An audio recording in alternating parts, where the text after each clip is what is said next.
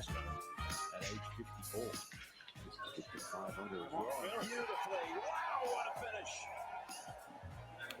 There you go, Jim Nantz with the wow, what a finish. Who would have thought at 50-year-old Phil Mickelson, 5 under, still as we record this afternoon, leading the PGA Championship. We welcome in the nobleman, the great Sealy McNeely, the great JB. Good to see you fine gentlemen. Hey, the whole crew's here. It's very emotional. Lots to get to. Seal will get back with you and Bill and Ted and the fish and livers and onions and the prom and all that stuff. But let's start with my man JB, who JB, we got to discuss this because listen, not that you or I, and I love Phil, he's one of my all-time favorite athletes. I mean, it'd be great if he won, not for necessarily our golfers.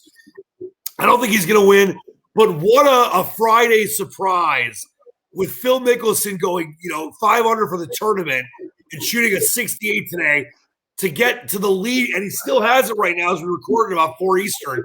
I mean, was there any chance you ever would have thrown some money on Phil Mickelson? I think he was like 150 to 1. I can't see anybody would have had Phil Mickelson. The only people would have had Phil Mickelson were the guys who are his super fans who are just going to throw a few dollars on it just because it's Phil.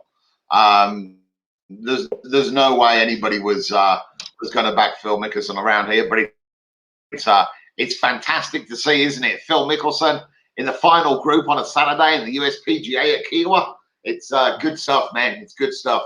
Dude, it's ridiculous. Welcome again into the SportSedge powered by Inspin.com. And Inspin.com is a great network of handicappers like Jamie, like Seal. And you get Jamie's website where all the great golf info and all the winners he's given for years and years and years at ScratchCaddy.com. Of course, Seals is at SportsHandicapper.com. We'll get with him in just a little bit. But, Jamie, let's talk about who you like this week. And I'm going to throw the leaderboard up as we record right now on a Friday afternoon. There's still a bunch of guys on the course. They'll be on for the next few hours. Some guys are making the turn. Some guys are finishing up. But I know that a lot of the guys you were on are right in the mix. The cut line is looking like +4. Mickelson, as we mentioned, 69, not 68. You had 70, 69. So he's 5 under for the tournament. You got Oosthuizen still on the course right now. He's, going to get to the back 90s. We've got 14 spots so far. He's 3 under on the day. He's 4 under for the tournament. Brendan Grace finished earlier. He's at 3 under along with Bezen Hoot, Corey Connors, who really made a mess of things early on. He was +3 on the day, shot a 75. He was the first round leader.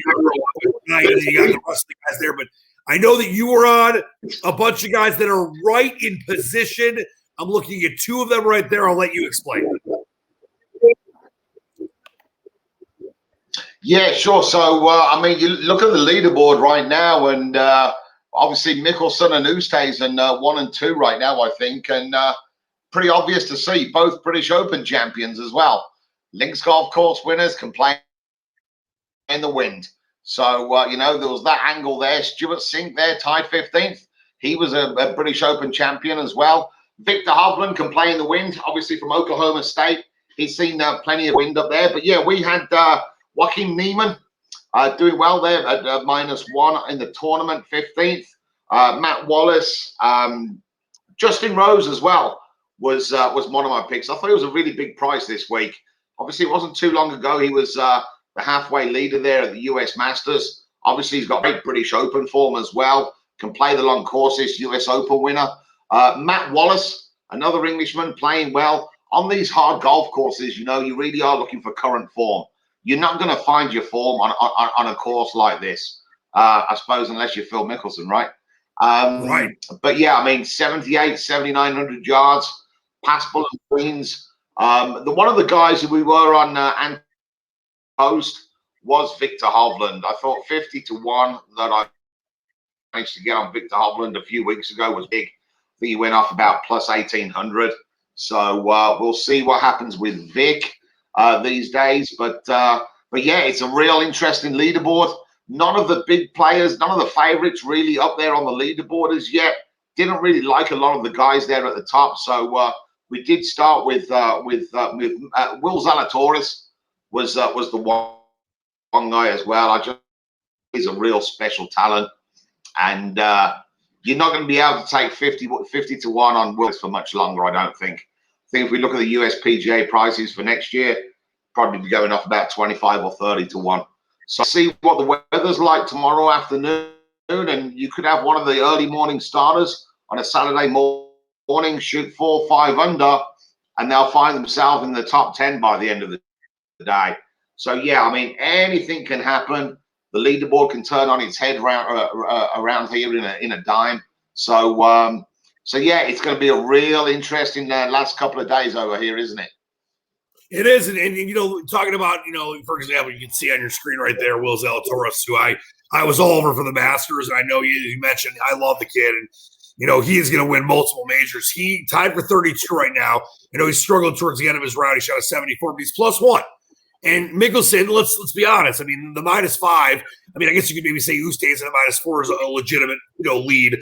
I don't think that the lead is really -5. And as you mentioned, the conditions, the wind. I mean, the people are having right now on the course, including Brooks Koepka and some others, are really having a tough time putting because they might be able to get their balls there, but they're 2, 3, 4 putting because the wind is so crazy.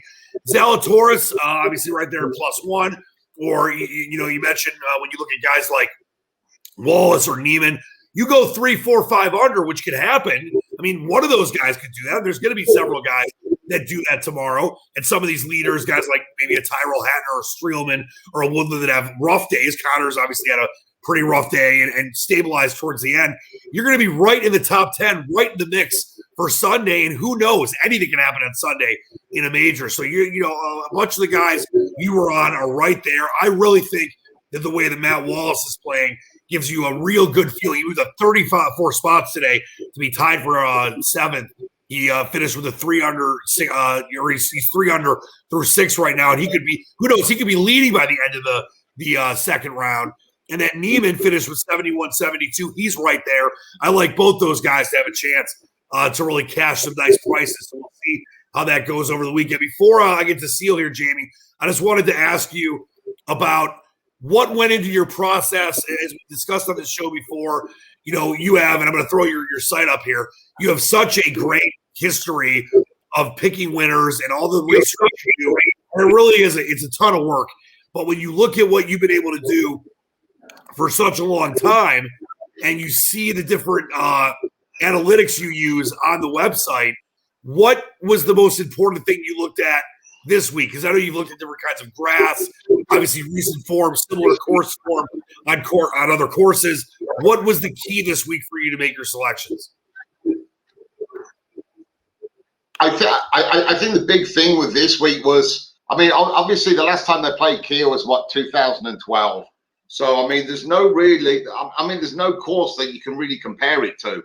I think the best course that you could possibly compare it to is obviously sort of Torrey Pines over on the West Course, or the course that they play over in Puerto Rico, which is a 7,600-yard course played on the ocean with the Paspalum greens. And then you sort of look at that now, and Brandon Grace won it this year, and Victor Hovland won it the year before, and they're both in the top 10 right now. So I think you're obviously looking at that. You are looking at previous major form as well. You do want guys who are sort of contended before in a major, or at least had a sniff of the lead and found out what's going on, as well, and see how they handle their game on a weekend in a major. Again, whenever it's high scoring, sort of like this, some good recent form is definitely of an advantage. You are looking for guys who have posted something, guys coming in with missed cuts. You aren't going to find your game around here. So yeah, I mean, previous majors, any of the courses there that are like the longer courses that are on tour, Corrales, CJ Cup was a long course. Tournament of Champions over in Hawaii is a real long course. I know they don't really play that with all the undulations there, but the Farmers and Puerto Rico as well, definitely have a look at those. I think the Puerto Rico stance is a little bit underrated because it's a secondary event. You sort of don't really think of it as an event that you sort of really want to look at, but it's probably the best comparison that we have for this course right now. So so yeah, I mean, it's going to be interesting, as well as, you know, the easy thing is to look at the leaderboard right now if your golfers are sort of way down there in 40th, 50th spot, nobody pays out on a Friday afternoon. Let's see what happens by Sunday afternoon, because like I said, with this weather and this wind, it could all change in a heartbeat tomorrow. Somebody goes and shoots 3, 4, 5 under tomorrow morning, and you know what? Like I said, that could be in the top 5 by the end of the day or leading. I love it. Let's hope it's one of our guys. Great stuff, Jamie. As always, we'll get back with you in a minute here. Let's get to Sealy McNeely, Sour Seal.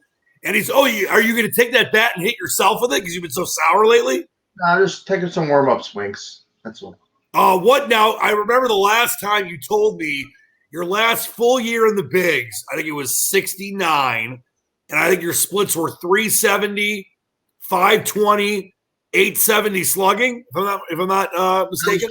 It's better than the Mariners team, who's hitting a robust under the mode. Hey, how about this? How about that Mariners team that got no hit by my man? Turn the page, Spencer Turnbull. Now, first off, neither of you, and I love you both, but neither of you wish me happy birthday on the air today. Jamie's my birthday buddy. By the way, let me bring Jay back in. Jamie, your birthday was the day before mine. Happy birthday to you. We're birthday buddies. Hooray! Happy birthday. Love it. Yes. So Jamie wished me. There's Mini Seal. He's still paying off that debt from the Trump election back. He learned his lesson. I told him. So neither of you wish me happy birthday, but there he is. I stole the whole thing. I mean, it wasn't my fault. Oh yeah, it's all stolen. No politics. But Seal, as the time zones crossed over, I just been in Vegas for a week, but I just got back, and it became, my actual birthday as that final out was made at Safeco. That was when when the Tigers get their 8th ever no-hitter with the team they have now in Seattle. Seattle sucks. I mean, it was great for Turnbull. He was awesome. That's pretty bad. Terrible. What is that bad? What is it? You get that as a giveaway at a Phillies game? No, I bought it. Whose bad is it? It's my bad. I bought it. Dick's Sporting Goods. Just to whose name's on it? No, nobody's name. Nobody. So it's like it was in the clearance bin. I like the black lacquer. I like the black lacquer too. All right. Speaking of black lacquer, hold on. Is that Insider Phil trading? Is that who you're talking about? The guy, the golfer that's on the Yes, that's Insider. That was like 3 years ago. Billy Walters already went to prison. Did they check his card? Did they have another guy check his card to make sure he didn't cheat? I don't know. Do you think that Phil bet on himself at 150 or whatever to 1? You think he took him? Is that legal? Probably. He's a big bettor. Remember, famously, Phil, you probably remember this, and Jamie does too. Phil Mickelson famously had the Ravens at like 60-1 the year they won the Super Bowl the first time, back with Trent Dilfer as the quarterback. So the guy, I'm sure he bet on himself. Why? It's legal in like 11 states right now in Nevada, so I'm sure he has money on him. But I should only have the money he lost gambling. I wouldn't have to do this anymore. That's all I know. Now listen, even though you've been super sour, which I always try to turn you on the other side, you got an amazing daughter that just went to prom and is going to be very successful. Your son's great, except for his bets on elections. You have a wonderful wife that loves me, I think more than you, Mrs. Seal. Yes. You're still doing great. You still have a very high win percentage for your clients. And there's been some tough beats. Baseball is not easy. But I know I want to throw the lines up for today. And don't forget to go to sportshandicapper.com. Even when you go like 4-1 on a day, you're still mad. And I like that because you want to win everything. But it's not like you're having this like rough time period.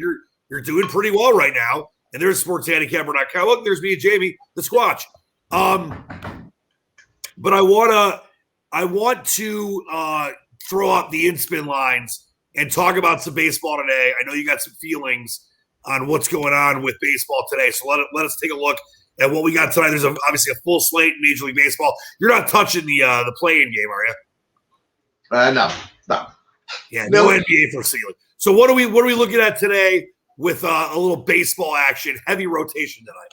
I know you run some totals earlier. Totals, National League. I'm looking at the Cubs over. I went over 7.5 minus 20, and a little 8, double bet, a little 8 there. I like the Cubs over. That's one game for sure. Yeah, you got it. Let me explain really quick, Seal. So you got it at 7.5. You told me about it early on too, and I've tried to tell people over and over again, whether you want to use someone like Seal, who's amazing or not, you got to get these plays early. I mean, sometimes you bet plays late, but a lot of times you bet them early, and the line's going to go crazy. It's now 8.5. 8.5 right now. There is almost 70% of the money on the over, so of course it's going to go from 7.5 to 8 to 8.5. So you look at that game, and people need to understand they've got to get these things in early in these kind of situations to Seal, because the line's going to go crazy. Oh, yeah, absolutely. I mean, I might have bet this game at 6:30 this morning Eastern time. I don't even remember. Yeah, explain the Braves game you had the other day. I think you got it at 130. It went to 190. 200. That's insane. They barely won, though. They didn't win easy enough for me. Yeah, but they won. They won, so who cares? I like jog burgers. I like easy games. I know. All right. What else are we looking at? I know you got a couple other ones for us. In the American League, in the junior circuit, I like Texas over 8.5 against Houston's first-time starter. And that's up to 9. That's kind of 9-ish. Yeah, 9 under. And I took a flyer in Interleague, hoping Strasburg doesn't come back 100% tonight, and took a little shot with the Orioles plus 80 in the first 5 innings. Yeah, and see, and what did you get it again? Because I think when I got it was plus 160, 180. Maybe it was 165. Yeah, I know it went down a little bit, but let's talk about that for a second here. So that's value. That's when we talk about value betting, which of course you're not going to always be able to do. And me and Jamie talk about it on the show all the time. When you're looking at a guy at 150 to 1 or 125 to 1, or even one of the top players, Zalatoris at 70 to 1. It's all about getting value. You've always talked about it, saving the 5 or 10 or 15 cents. That adds up over the year. To be able to get a first 5 inning plus 200, plus 180, plus 165. Yeah, it might not win, but those are the ones that when they cast throughout the year, they're adding to your win total. They're adding to your profit margin. And I think it's important that people understand that's why you take a game like that. You're not big out games like Dodgers minus 280. Sometimes there's a time where you do something because you just feel really good about it. But that's an important thing to let bettors know. That's how you make money. Yeah, if you save 5 cents, 10 cents, 15 cents on a lot of games, and it's an everyday sport, it adds up. I mean, pennies add up. You'd be surprised how much it adds up at the end of the year. I mean, they did play 162 games. I mean, that's a lot of bets. So and think about this. They add up to give you the ability, even though you're looking great on a diet right now, to get as many cheesesteaks as humanly possible. 7 tacos today. 7 tacos? There's no way Mrs. Seal's happy about that. She doesn't care. All right, we got to get out of here in a minute. Anything else you want to let the people know about over the weekend? Maybe I know you're betting day to day, which is very smart. That's why you're profitable.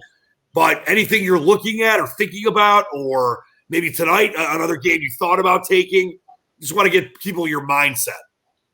Well, I don't even think about tomorrow until tonight's over. I know. You always say that, but I'm trying to pull some morsels out of you. Morsels. Tonight, was there anything else I was looking at tonight? How about betting against my Tigers with Urena on the mound? What is he, 1-5 with a 4 ERA? Yeah, I really don't like him. Kansas City was on my list, but I didn't want to lay 50 cents. Yeah, you can't lay anything with Kansas City, but I just think that the Tigers off that road trip in Seattle, I think they're going to get smashed today. There's one game I want to throw to you that if you don't want to give me a morsel, I'll ask you about your Phillies and the Red Sox. Nola has had some real – I was talking about it when I was on VSiN last week with my man Josh Towers, the former pitcher for the Blue Jays and others. Nola has had some really bad luck in his starts. He's had guys that had one game, a guy in the last start had 3 errors in one game. I feel like he's going to be on the right side of things. The Red Sox have played so well. Is it worth taking a flyer on the Phillies in this game? Because you're getting good value. Perez is not a great pitcher, plus the 132. Laying minus 142 is not terrible. But, I mean, obviously the value side on this is the Red Sox. Yeah, I wouldn't lay. But the Phillies haven't been hitting. They just put JT Realmuto on the DL. I love him. I just feel like Noah's going to get the job done tonight against the Red Sox. He could. He's on extra rest. I think get an extra day rest, maybe 2 days rest. I think he's lay 142 is not that much fun, though. It's not that much fun. What about the 1.5 plus the 140? Small bet minus 1.5 plus 140. I don't lay 1.5 runs on home teams. I know, and you don't want to do that often, but that's to me, if you're looking for something fun, small bet, that's kind of where I'm at. Either lay the money on the Phillies or lay the 1.5 on and take a flyer on a small bet. As soon as you lay 1.5 on a home team, you lock in a 1 count. Yeah, well, fully locked in one. They win by 1 run. I might have taken the Braves on the money line as well as minus 1.5. So thanks a lot. That's a game that looks like a 1-run game there. No, the game the other night, the Braves won by a run in the ninth. Yeah. That was fun. Acuna hit a walk-off. Yep, walk-off. All right, so Sealy McNeely is on the over in the Cubs game. He's on the over in the Houston-Texas game. And then, I'm sorry, there was one other game you were looking at. What was the other one? The Baltimore Orioles. Yes, first 5. Baltimore Orioles first 5. And I do catch it now before it goes down. All right, let's bring JB back in here.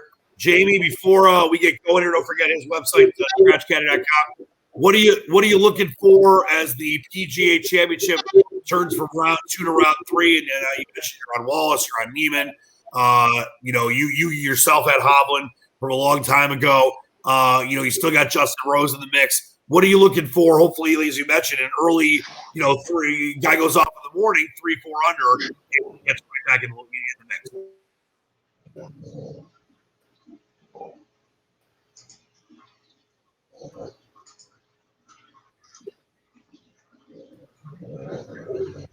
Might be frozen.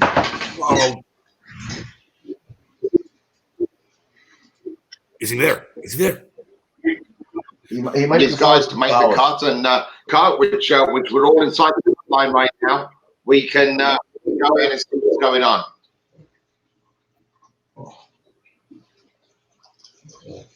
All right. Well, I think we're having a little connection problems there. Sorry about that. But once again, Jamie's website, scratchcaddy.com, fantastic information. I really think we are going to get a winner this week. I mean, it's been about 5 weeks since Justin Thomas, who Jamie picked, got the job done. But I think that one of the guys that Jamie's on is going to get – I think that Wallace – I think Matt Wallace, something is telling me, is going to be right in the mix at the end. All right, what are you doing this weekend? What's the over-under? I guess the over-under was 6.5 tacos. What are the plans? Are you going to redo your driveway with some mafia guy that overcharges? What's the plan for the weekend? I got my driveway redone, actually, for free. Guy came back Tuesday. Right, but at first it was not free. No, I didn't pay anything. It's free. Free driveway. Brand new. But 6 neighbors got their driveways done when they saw me getting their driveway done. But they didn't know I didn't pay a penny. What else is going on? You got any maybe outdoor barbecues? You got to open the pool this weekend? What's the deal? Not till next week. And other than that, just lots of baseball, basically. All right. Well, keep those plays coming. We love you. We love Jamie. We love your bat. It's like your security blanket. Please send my love to Mrs. Seal. We apologize again. Our good friend Starsky was supposed to make his debut last week, and then possibly this week. He's got a lot of different situations going on that he's got to take care of. He's a very busy man. He will be on the show. We're going to have a band play him on, troubadours and trumpet players, and maybe even a tuba player. It's going to be pretty sick. So we'll see him soon. Seal, thanks so much as always. Thank you. Fish. My pleasure. For the great JB, for the great Sealy McNeely, I'm Dan Leach, the Squatch. Check out Seal's website, sportshandicapper.com. Jamie's at scratchcaddy.com. And, of course, keep watching the Sports Edge, powered by inspin.com. I'm Dan Leach, the Squatch. Until next time, get a bat, play with Seal, hit the home runs, wear a mask if you're not vaccinated, or get vaccinated. Let's get through this. Concert's coming back. I can't wait. Until next time, believe in the dream.